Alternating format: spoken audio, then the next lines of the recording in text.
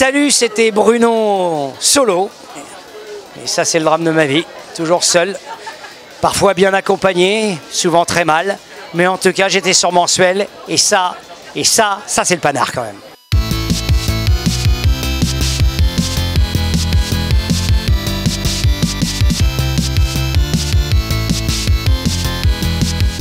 Les lecteurs, tu peux les rencontrer. Tu peux les rencontrer lors des salons, donc j'en ai fait beaucoup. Et celui-ci tombait merveilleusement bien parce que je tourne un film dans la région. Et donc, on me dit qu'il y a un salon du livre à Nice. Donc, j'ai joint l'utile au très agréable. Et je suis venu présenter effectivement mon livre. C'est rassurant de voir qu'il y a des gens qui viennent lire. Et pas simplement pour rencontrer des auteurs, des autrices, des écrivaines et tout. Mais vraiment pour échanger avec eux parce que ça provoque des émotions très différentes. Un livre, il y a quand même une immense part à l'imaginaire. On n'impose rien, on n'impose pas des visages, on peut décrire un personnage, mais on donne la voix qu'on veut au personnage qu'on lit, que ce soit d'Alexandre Dumas à Céline, en passant par George Sand, chacun met des visages, des traits différents sur les personnages. Donc dès qu'on rencontre les auteurs, on confronte ces idées, même avec l'univers de l'autre. Après qu'on ait écrit un livre, il ne nous appartient plus. Moi, je n'avais pas écrit jusqu'à présent un vrai livre. J'avais écrit des livres, des anecdotes autour du cinéma, etc. Là, c'est mon premier vrai livre intime.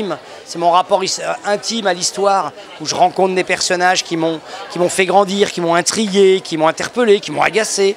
Et je les fais venir autour d'un dîner imaginaire et je discute avec eux. Voilà. Je confronte ces personnages avec mon intimité aussi, c'est-à-dire que je me permets, la différence d'un historien qui doit être factuel et tout, qui ne peut pas nécessairement avoir d'empathie pour ces personnages et qui les présente tels qu'ils sont, ce qu'ils ont fait.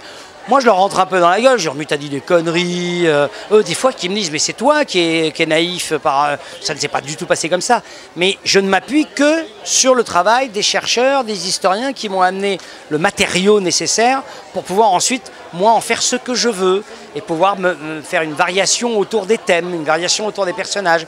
Mais en aucun cas, je me permets de revisiter l'histoire. Je la fais redécouvrir, je l'éclaire à ma manière, mais je ne la revisite pas de manière factuelle, c'est-à-dire que quand il y a plusieurs vérités, et souvent on dit on déconstruit l'histoire, ça ne veut rien dire, l'histoire elle n'est pas construite, elle n'est pas figée, elle demande que ça, à être déconstruite. Mais quand il y a plusieurs vérités sur certains personnages, effectivement j'en fais part dans le livre. Pour Clovis par exemple, je dis tel historien te voyait comme ça, mais je préfère te dire que celui-ci t'imagine comme cela, et Clovis donc le prend mal, donc me rentre dans la gueule, je dis écoute, on n'a qu'à dire que je n'ai rien dit, et puis voilà, et puis donc je fais des apartés avec mon lecteur en disant la vérité c'est que ça s'est passé comme ça. Donc voilà, il y a une sorte d'interactivité avec le lecteur, comme s'il était convié à la table, qu'il était le 13e.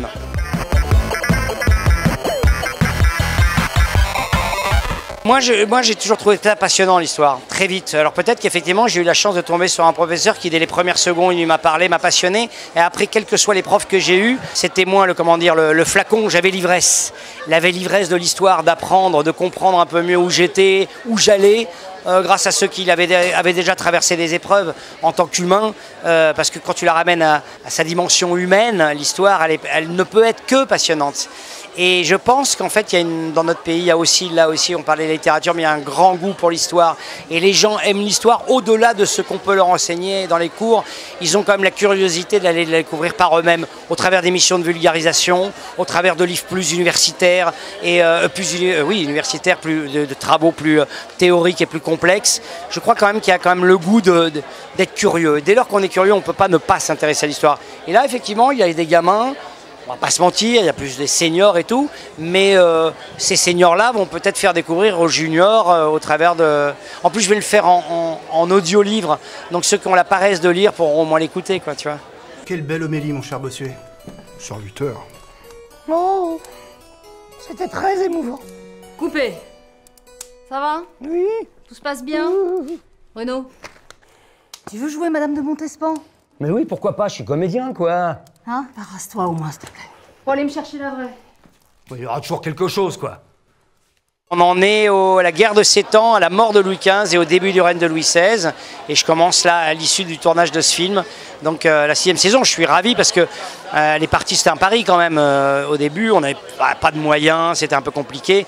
Et maintenant, il y a des comédiens fameux de théâtre qui viennent interpréter qui est la Montespan, qui est Louis XIV, qui est Madame du Barry, qui est Louis XV. Et je suis ravi parce que l'émission grandit chaque année un peu plus. Et puis chaque année je me dis que c'est la dernière et à chaque fois France 5 dit on continue. Il y a une vraie qualité de réalisation, il y a une qualité d'interprétation par ceux qui donc jouent les personnages. Et puis il y a mon enthousiasme, je veux croire, et cette sorte de goût que j'ai à transmettre et à partager. Et donc je suis tellement moi-même passionné par ce que je raconte que évidemment je pense que ça transpire un petit peu et que c'est pour ça que les gens trouvent l'émission sympa quoi, et qu'elle continue. Tu fais ton petit café? Mais bien sûr, où avais-je ma tête? Je crois qu'on va bien s'amuser. On raconte comment Jean-Claude et Hervé vont se faire virer de la boîte 20 ans après et en faisant leur carton, une photo, un souvenir, un objet, va les faire remonter de 2001 jusqu'à nos jours.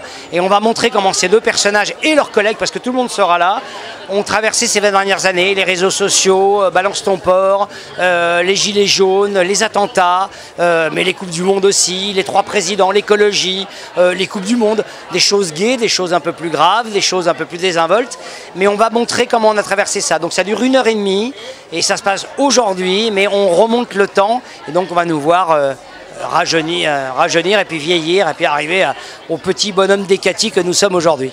Surtout Yvan. Oui, surtout Jean-Claude. Très mal vieilli, Jean-Claude.